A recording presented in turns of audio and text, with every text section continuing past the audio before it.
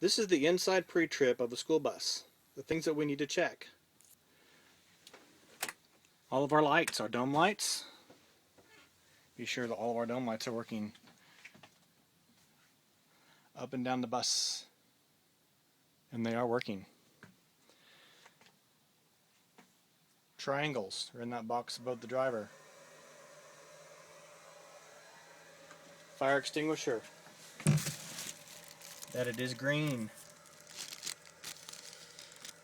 And it is, and it's tagged. Has to be tagged. And the pin is pushed in. We don't want somebody to accidentally pull that pin and then when the driver needs it, it go off without warning. First aid kit and body fluid cleanup kit. Body fluid cleanup kit is now part of your emergency situations on your pre-trip. Fuses are located in that little black area right there behind that cover. Okay. Seatbelt. Seatbelt is in good condition. And it stays firmly in place.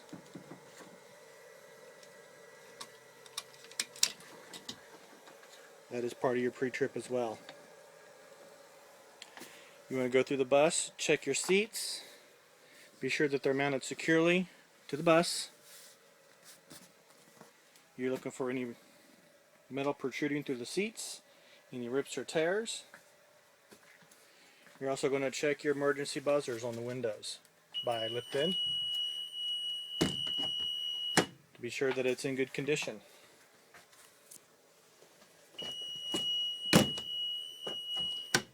I do not recommend checking your emergency hatches. They are very difficult to get back in place. Sometimes it takes two people. So do not check those during your daily pre-trip inspection. You will not be required to do that when you go take your test. Again, we'll come into the back of the bus now.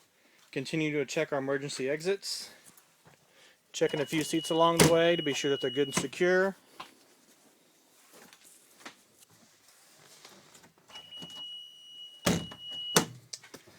And we want to check the back door to be sure that that buzzer goes off and the door opens freely. Should not be locked during transport.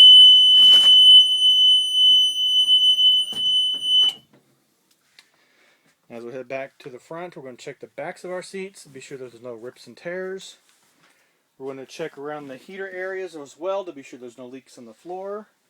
That could be an antifreeze leak from a hose busted or a hole in the line. So just keep that in mind.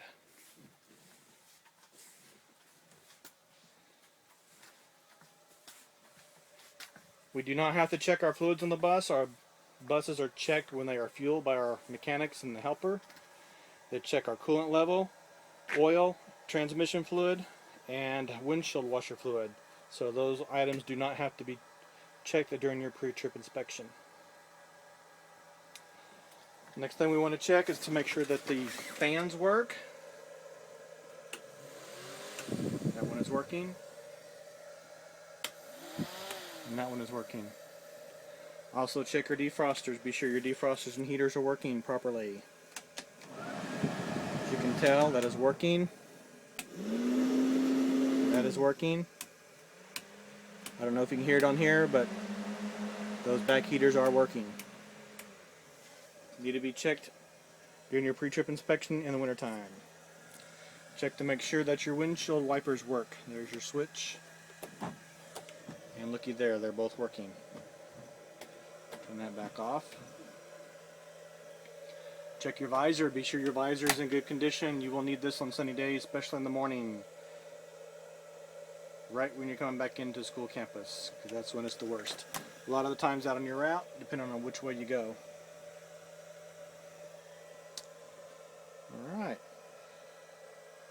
This knob here is the hot and hotter switch for your heaters. Right now it is in the not so hot switch, so it doesn't get too hot here in the summertime because it is 100+ degree weather right now. Inside the bus, check your door and the windows there. Be sure they're in good working condition. They're not cracked, broken, or anything like that. Check the handrail.